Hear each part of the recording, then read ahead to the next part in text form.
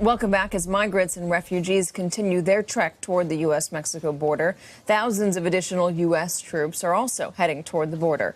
The Pentagon announced today that it will deploy 5,200 troops by the end of the week as part of what is being called Operation Faithful Patriot. That move may further inflame political tensions in this country, tensions that have been terrifyingly apparent just this past week. With me now is Jeh Johnson, Homeland Security Secretary during the Obama administration. Jeh, it's always good to see you. Thanks for having me on, Katie. I know we do want to talk about the border and the rise in domestic extremism, but I know you want to touch on Pittsburgh first. Yes. It's important to remember, as you just did in the prior segment, that in the midst of the political debate about the climate, there are families grieving of 11 people who were killed on Saturday. Dr. Jerry Rabinowitz happens to be the brother-in-law of one of my law partners. And he was a physician, as I understand it, in the finest tradition of the profession, would treat AIDS patients at a time when not all doctors would do so. So a real hero in the community and should be remembered for that. How is his family? My law partner's with him now. So I'm sure they're having a tough time. This has got to be a big shock for any one of these families. You say goodbye to your family member on their way to the synagogue on a Saturday morning and they never come home. So unfortunately, we deal with this kind of tragedy far too often in this country. I want to talk about the extremism we're seeing and the violence we're seeing here at home. First, so let's get the news out of the way, which is that the president is sending troops to the border.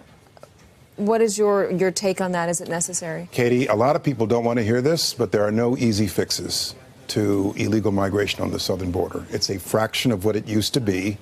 18 years ago, we had 1.6 million apprehensions on our southern border. The last several years during the Obama and now Trump years, it's been in the 400,000s, 300,000s. And you can do these quick hit sort of fixes with a name with a lot of snap, crackle, and pop. So long as we fail to address the underlying conditions in Central America that are driving families to come to our southern border in the first place, the powerful push factors, we're going to continue to bang our head against the wall and deal with this problem over and over again. I know that from having owned this problem for 3 years. But is it necessary to send troops to the border to deal with a caravan? They will have limited effect at best because of the law we have against what we refer to as a posse comitatus. The U.S. military, for good reason, cannot engage in domestic law enforcement. That includes arrest on the border.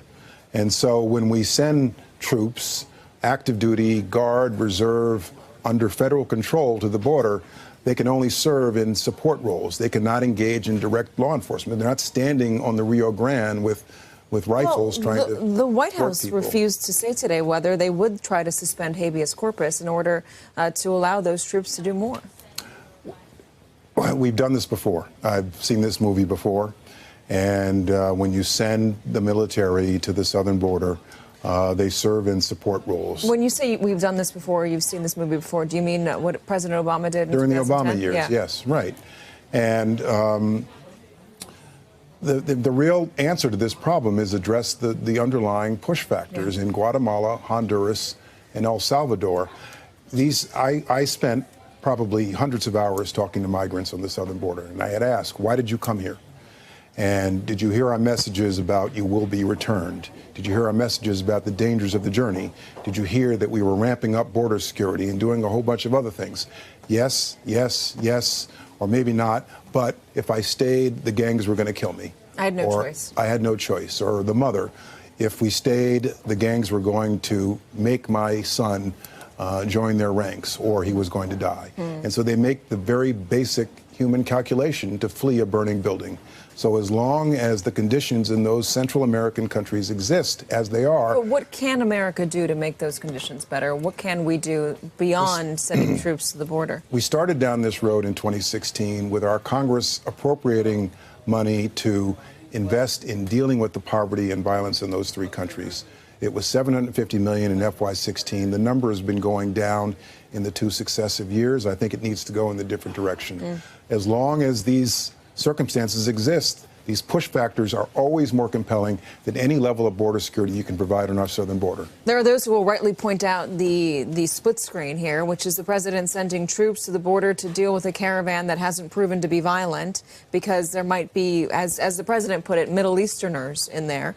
And the president so far just offering words and prayers and condolences and condemnations for 11 people who were actually killed in a synagogue here on Saturday. This rise in extremism here in the States. Right. So transition to the next subject.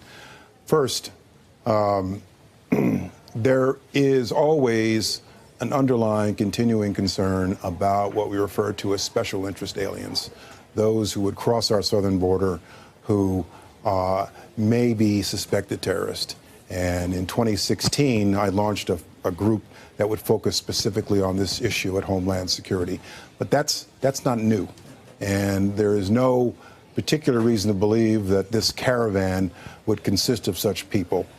So I object to fanning the flames, pandering to fears about the possibility that the caravan could consist of people from the Middle East, as has been thrown out there. For the most part, these are women and children and families coming from Central America, and they're desperate. Now, as you point out, we have a problem with hatred, domestic extremism in this country, already within our borders. Domestic terrorism.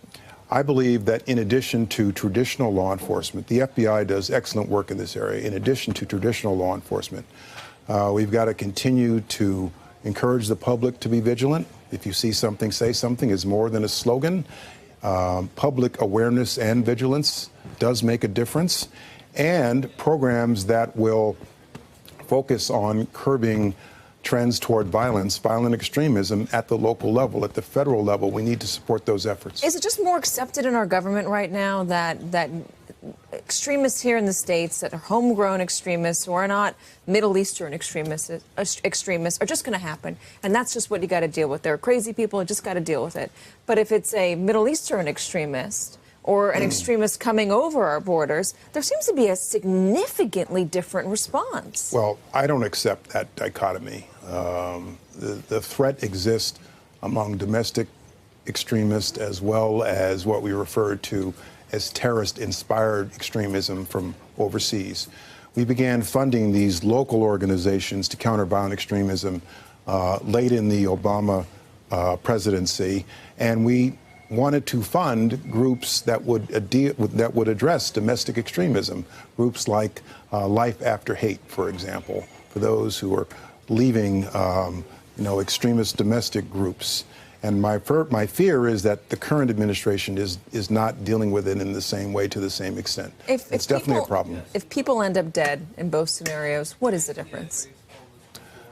Well, you're correct. And in fact, when people end up dead because of an active shooter, a mass shooting that is not labeled terrorism, the trauma is the same, the effect is the same, the weapon is the same, the grief is the same.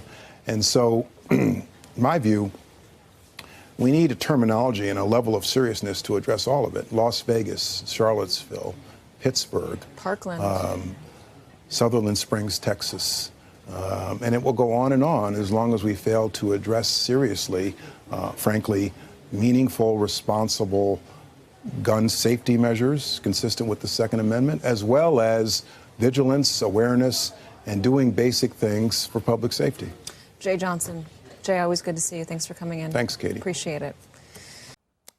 Hello, YouTubers. If you're watching this, it means you've checked out our channel, so thank you. Now do me a favor, subscribe by clicking on that button down there.